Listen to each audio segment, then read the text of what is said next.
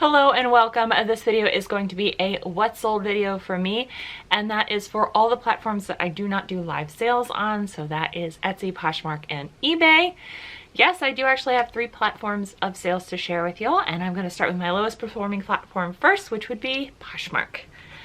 I actually made 2 sales on Poshmark. The first sale I have to share with you is this Oakley shirt. I actually picked this up quite a while ago at the Air Force retirees house. At that estate sale, so I paid less than $1 for this, and it sold for $10. So did I make a whole lot of money off of this? No, but did I make a pretty nice profit off of very low cost, low risk piece? Yes, and I was very happy to see the sale because I have had this piece for a while. If you're new here, this is Miss Moxie. She's my fur baby. She'll just be down here hanging out and screaming at me the entire video. So I hope you're into that because we don't really have a choice. I cannot make her stop. So this next piece is a Peter Millar piece. I actually picked this up when I did that collab with Matt from Thrift the Life, Lotta Josh, and Amber for Amber Resales. I'll link that video up above if you haven't seen it. And it sold for $20. So did this take a little while to sell? Yes, considering we did that video in March and I actually put this up for sale in like early February. So not all Peter Millar moves quickly for me, but you know, it still moved and I still got a good price for it. I think I paid $4.50 for this at a thrift store. So really nice sale to see on Poshmark. It is nice to see Poshmark kind of coming back to life, but it's still not a whole lot. It's still enough to keep me on the platform, but not a whole lot of sales. Now I'm gonna move Miss Moxie so my butt doesn't knock her off. I have done that before in accident. Now this was a surprising sale. This is why cross-posting matters. I picked this up because I picked it up at an estate sale, and I've mentioned before on this channel that I have a lot of nostalgia to vintage thermoses because of my dad. This was not one of the ones that he had at all, but I just kind of don't want stuff to get tossed in landfill. I picked this up for a few dollars at an estate sale, and it sold on Etsy for $10, my full asking price, and the buyer paid like $12 for shipping. So super stoked that the sale came across and that this vintage thermos will have a new home somewhere else. This is a skirt. I actually picked this up at a Goodwill. I paid about $4.50 for this. This is made in Russia, which I was surprised. I actually have found 2 Harvey Bernard skirts. One was made in Ukraine. One was made in Russia. The one from Russia has already sold. The one from Ukraine is still up for sale. Little sus. But this one was a beautiful plaid pattern, and it sold for my full asking price of $20. Again, another great reason to cross-post because this was actually listed everywhere and it sold on Etsy, just like the thermos. Both, like, Etsy is my place to just set it and forget it for all of my vintage stuff, and it's one of my favorite things on the platform. Basically, for 60 cents a year, you can just leave something on the site and someone will eventually buy it. I am totally down for paying just 60 cents a year to just wait for the right buyer. So I love Etsy. I know Etsy has its own issues, but they don't affect me yet. So I'm gonna pick up Miss Moxie again, and then we're gonna go over to eBay because eBay is my main bay. And this is an international sale. This is Stussy, which is considered the first streetwear brand. And I picked this up also because for the manifesto, but this was a women's piece, so it didn't technically count when we did that collab, but I still picked it up because it's in Matt's manifesto. And it sold for $20. Shipped it somewhere overseas. I have no idea where it went, but they already left me positive feedback, so I will take that. These boots I picked up, I believe I picked these up, I either got them for $3.50 when I went with Brett to Richmond to go to the bins, or they came in a ThredUp box. So if they came in a ThredUp box, they were roughly around $6. If I picked them up at the bins, they'd be $3.50. Either way, I sold them for $12. And these were a size 5. So I feel like I got them in a ThredUp box. Again, I'm not 100% sure, but I don't really pick up small sizes like that unless it might be a cool style, and this kind of checks both those boxes, which is why I just kind of don't remember. Either way, I made profit, and these shoes found a new home. I have actually bought and sold this exact book at the bins twice, in different conditions. I went one week, found this 1953 copy of The Great Gatsby, and I went like a few days later and I found the exact same book. The first one sold for $14.87 because it was in a better condition, and this one, because it was a little bit more damaged, sold for $11.87. But I will pretty much buy and sell this book anytime I pick it up because it does sell. So I paid 50 cents for this at the bins, and I'm very happy with that sale. This is something I mended. I will do slight repairs or mends to garments, mostly because I can sew. Not great. I'm still learning, but I can do simple things like sewing on buttons and closures, and that's what this needed. This is W by Worth. I just thought that this was a wild skirt and that somebody would want this. And the repair that I did is that the hook clasp, so there's, on a lot of women's dresses and garments, there's normally like this little hook and a little thing that closes. It was missing this part. It had the metal loopy loop, but was missing the hook that goes in it. I have like a baggie full of those kind of things. It just takes like 2 whip stitches to reattach a new one, and that was good to go. So again, minimal project, and I paid, I think, $4 for this. So to me, this was worth it. I have mentioned before that I will pick up pretty much any Lou and Grey piece I find and give it a new home. Mostly because I personally love the brand. It is not necessarily one that resells for a whole lot. I do have quite a bit of it in my own closet.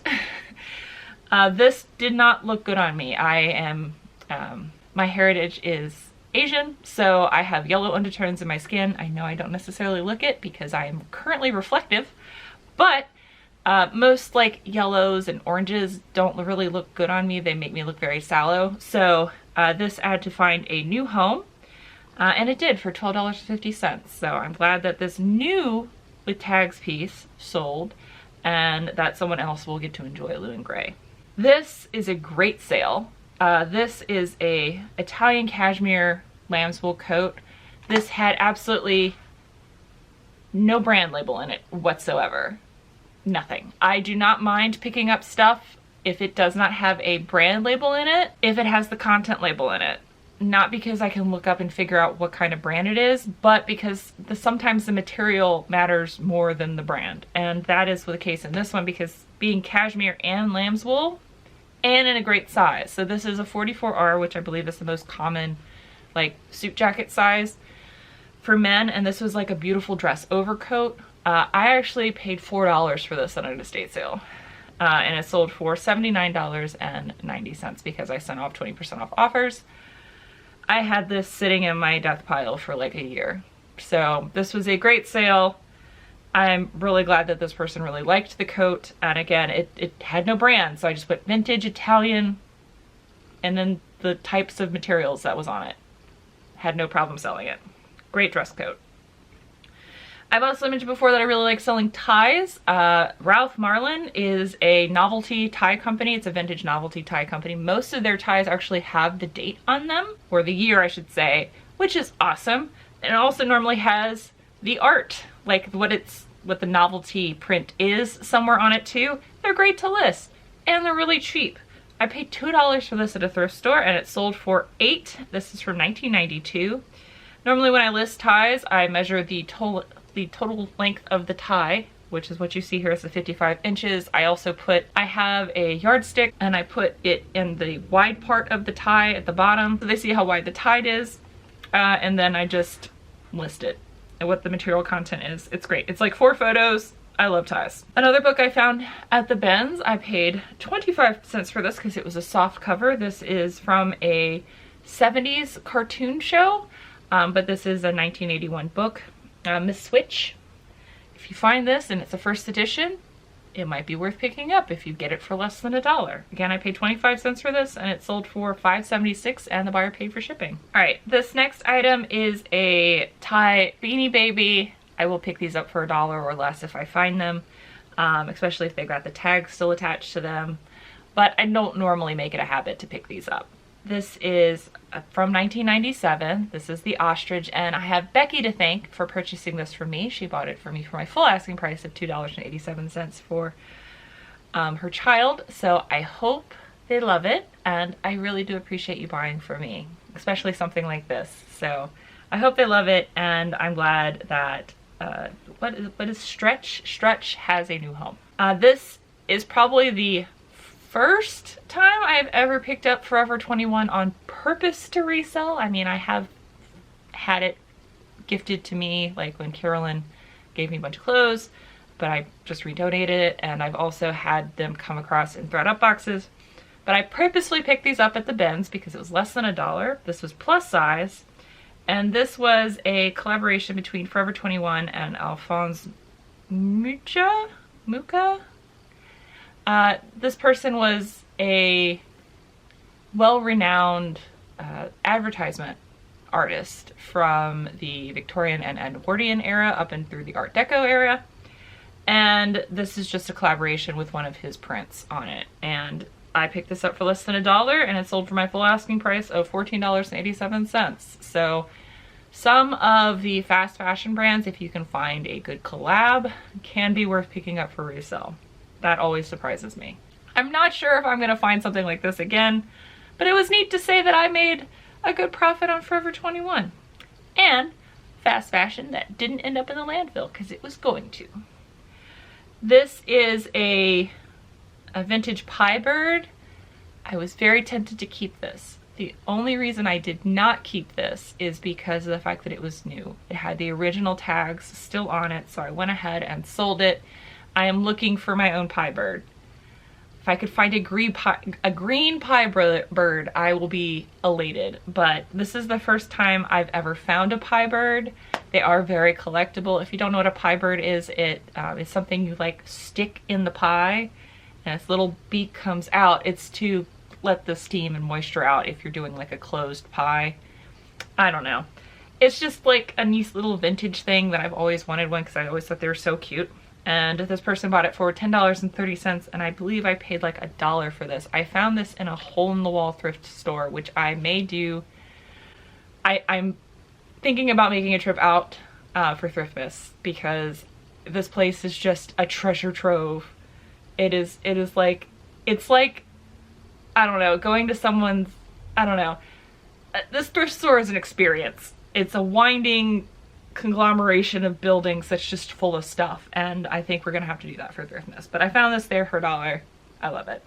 This is a 7 flannel. 7 is sold at, I think, either Costco or Sam's Club now. I don't know, but I actually didn't pick this up. This was gifted to me from Carolyn.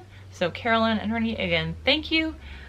This is a thing I was gonna probably wear until it sold, but it sold before it got cold, so, well, at least it got cold here.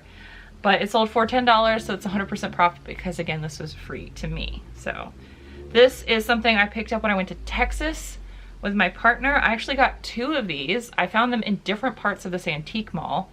I paid $4 for each of them. They were on completely different floors, but I found 2. I figured someone would want a set, but I listed them separately. I just put like multi-quantity, and they sold separately. So someone paid $10 for this one, and I'm really happy about that. Like, again, my thing is I want to double my money. So I doubled my money here, and I just thought these were super duper cute. This is something else from the windfall that Carolyn gave me. Again, thank you very much. This is a Free People dress. When I initially listed this, I got so many lowball offers, like $10, $15. Like, no, this is still on the website. Absolutely not. So I just waited for the right buyer, and someone eventually paid me my full asking price for it, for $39.87, and then they paid the padded flat rate for shipping. So when I get immediately lowball offers like that, that indicates to me that no, this is something that I just need to wait, because somebody's gonna pick it up. And I'm almost always rewarded for that. So this item you've already seen on my channel if you have been watching my Thriftmas videos. This is from the first thrift store I went to in Yorktown at Goodwill. I did pre-film a couple of videos, mostly because of the fact that I wanted some lead time, because trying to do daily uploads in the busiest time of year is a lot. And it's a little stressful, but I'm doing it. It's happening. I'm hoping you guys are liking it, because I am. So these sold. They didn't fit me. They were too big. But Duluth Trading, again, ladies, if you would like real pockets, get you some Duluth trading clothes. They give you real packets. This is something I actually put up on Whatnot for $3. Nobody wanted it. So I of course listed it on eBay. That's what I do whenever something doesn't sell on Whatnot. I just immediately post it to eBay, which is that's why I do my Whatnot listings and my Whatnot auctions the way I do them. If you haven't seen that video, I will link that up above. But this sold for my full asking price of $16.87 and the buyer paid for shipping. So that was awesome. I loved that. And that was actually the last thing I have to share for this What Sold video. But again, I hope you guys are enjoying these daily uploads for this month of December.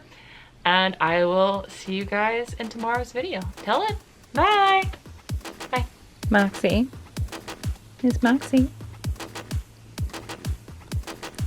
Yeah, I like it when you just settle and lay next to me instead of scream at me the entire video. This is nice. Can we do this every time? Can we do this every time for the videos? Yeah.